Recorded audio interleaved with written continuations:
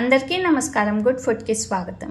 ఈరోజు మనం strawberry ice cream చేసుకుందామండి. జస్ట్ 3 ఇంగ్రీడియంట్స్తో 1 బౌల్ ఆఫ్ స్ట్రాబెర్రీ తీసుకున్నాను, ఒక ప్యాకెట్ ఫ్రెష్ క్రీమ్, ఇంకా ఇక్కడ మిశ్రీ తీసుకున్నానండి. షుగర్ ప్లేస్లో మిశ్రీ అయితే బెటర్ ఆప్షన్ అని. మనం ముందుగా స్ట్రాబెర్రీస్ని మిశ్రీతో పాటు ప్యూరీ చేసి పెట్టుకుందాం. మన స్ట్రాబెర్రీ ప్యూరీ రెడీ అయిపోయిందండి. క్రీమ్ని కూడా ఒక బౌల్లోకి వేసుకున్నాను. ఇప్పుడు ఇది చక్కగా విప్ చేసుకుందామండి. క్రీమ్ని మనకి స్టిఫ్ పీక్స్ అవసరం లేదు విప్ చేసేటప్పుడు, ఎందుకంటే మనం చేసేది ఐస్ క్రీమే కదా. ఇలా కొద్దిగా విప్ చేసిన తర్వాత ఇందులోకి స్ట్రాబెర్రీ ప్యూరీని కూడా యాడ్ చేసుకోవాలి. మళ్ళీ ఒకసారి విప్ చేసుకున్న తర్వాత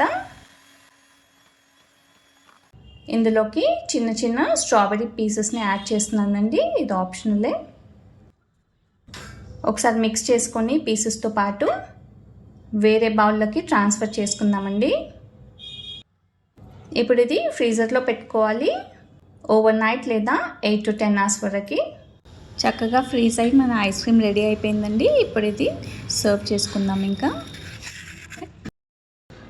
చూసారు కదండి, మనం జస్ట్ 3 ఇంగ్రీడియంట్స్తో డెలిషియస్ స్ట్రాబెర్రీ ఐస్ క్రీమ్ చేసుకున్నాం. తప్పకుండా మీరు ట్రై చేసి మీ ఫీడ్బ్యాక్ ఇవ్వండి. ఇలాంటి ఇంట్రెస్టింగ్ అండ్ హెల్తీ రెసిపీస్ కోసం మన గుడ్ ఫుడ్ని సబ్స్క్రైబ్ చేయండి. అందరికీ కూడా షేర్ చేయండి. Thank you.